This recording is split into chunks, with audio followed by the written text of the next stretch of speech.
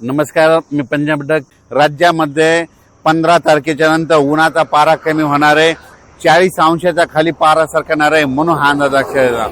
पण राज्यातल्या एक सर्व शेतकऱ्याला सांगू इच्छितो की राज्यामध्ये 14 मे पासून ते 25 मे पर्यंत दररोज वेगवेगळ्या भागात मान्सून पूर्व मोसमी पावसाळ्यासारखा पाऊस दररोज 2-2 दिवस वेगवेगळ्या भागात मुक्काम करत पडत जाणार आहे.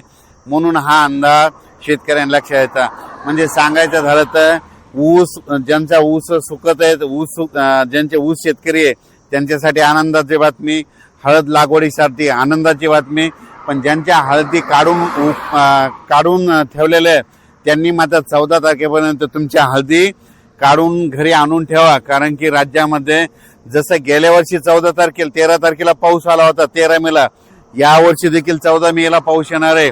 आणि हे पाऊस कंटिन्यू मे महिन्यात आता मध्ये 14 पासून तर 30 मे पर्यंत दररोज वेगवेगळ्या भागात दररोज भाग बदलत, कधी पूर्व विदर्भ, कधी पश्चिम विदर्भ, 2 दिवस पश्चिम महाराष्ट्र, 2 दिवस विदर्भ, असं वेगवेगळा मराठवाडा, असं करत 30 मे पर्यंत दररोज विखुरलेल्या स्वरूपाचा पाऊस पडणार आहे. आणि शेतामध्ये पाणी देखील साचणार आहे. असा त्यामध्ये मेच्या 15 दिवसामध्ये म्हणजे 14 मे ते 30 मेच्या दरम्यान दररोज विखुरलेल्या स्वरूपाच्या वेगवेगळ्या भागात पाऊस पडणार आहे. म्हणून हा अंदाज सर्व शेतकऱ्यांना लक्षात द्यायचा. शेतकऱ्याला विनंती, तुम्ही काय करा, शेतीचे कामे करून घ्या. कारण की तुम्हाला जर अवकाळी एकदा पाऊस सुरू झाला तर तुम्हाला कामा आटपायला उशीर जाईल. म्हणून हे लक्षात द्यायचं. आणि सगळ्यात महत्वाची एक शेतकऱ्यासाठी आनंदाची बातमी, 17 मेला आपला मान्सून अंदमान बेटावर येणार दस्तक देणार आहे. म्हणून हा अंदाज लक्षात द्यायचा. तसं तर 14 तारखेपासून म्हणजे 12 तारखेपासून तिथून मान्सूनचं पोषक वातावरण तयार झालंय. पण 17 मेला चांगलं दस्तक देईल आणि मान्सून तिथं दाखल झाला म्हणून असं जाहीर केलं जाईल. म्हणून हे देखील सर्व शेतकऱ्यांना लक्षात येतं. 17 मेला झालं तर तिथून 10 दिवस केरळ यायला लागतं आणि तिथून लगेच 10 दिवस म्हणजे जवळपास माझं 7 जून पर्यंत राज्यामध्ये पाऊस येण्याची शक्यता आहे. म्हणजे मोसमी पाऊस येऊ शकतो. म्हणून हा अंदाज लक्षात येतात. पण राज्यात मात्र मोसमी पाऊस येईल तेव्हा येईल, 7 तारखेला येईल, 7 जूनला येईल. पण त्या अगोदर मात्र 14 मे ते मात्र 30 मेच्या दरम्यान म्हणजे राज्यामध्ये दररोज पूर्व मोसमी पाऊस गेल्या वर्षी जसा पडला तसाच पडणार आहे. म्हणून त्या पावसामध्ये विजेचं प्रमाण जास्त आहे. म्हणून तुम्ही काय करा, विजेपासून स्वतःची काळजी घ्या. त्याच्यानंतर आपली जनावरे झाडाखाली बांधू नका.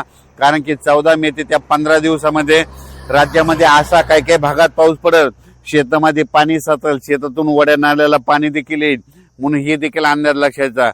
काही ठिकाणी पाणी साचेल, काही मध्ये पेंडवालता पडेल, कुठे रिमझिम पडेल, काही ठिकाणी चांदण्या साचल्यासारखा पडेल, काही ठिकाणी वड्याला पाणी देखील येईल, कुठं शेतातलं पाणी पुढे ढकलं. पण हे पाऊस मात्र त्या 15 दिवसामध्ये गेल्या वर्षी जसा झाला तीच कॉपी मात्र यावर्षी होणार आहे. म्हणून हे अंदाज लक्षात घ्यायचा.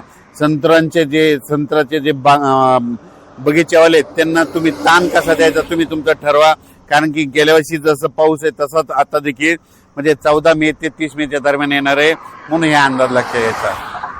14 मे ते 25-27 मे पर्यंत पाऊस पडणार आहे. मात्र राज्यामध्ये ठिकठिकाणी दररोज वेगवेगळ्या भागात 2-2 दिवस वेगवेगळ्या भागात मुक्काम करत ते पाऊस पडणार आहे. आणि शेतकऱ्यांना मशागतीचे कामे करण्यासाठी चांगलं राहणार आहे. आणि जर ज्या ठिकाणी जास्त पाऊस पडला तर एकदा तणाचा उल्पा देखील निघतं. म्हणून शेतकऱ्यासाठी मशागतीसाठी पाऊस चांगला राहणार आहे. ऊस शेतकऱ्याला ज्यांना पाणी कमी पडायला त्याच्यासाठी चांगला राहणार आहे. ज्यांना हळद लागवड करायची त्यांच्यासाठी चांगला राहणार आहे. सिल्लोड भागातल्या शेतकऱ्यांनी मिरची लागवड केलेली त्या मिरचीसाठी ती पाऊस पोषक ठरणार आहे. म्हणून हे लक्षात घ्यायचं. म्हणजे सांगायचं झालं तर काही जणांना फायदा होईल, काही जणांचं नुकसान होईल. म्हणून नाण्याच्या दोन्ही बाजू या पावसामध्ये होणार आहे. म्हणून हे देखील लक्षात घ्यायचं. अचानक वातावरण बदल झाला तर उद्या एक लगेच मेसेज दिला जाईल. धन्यवाद.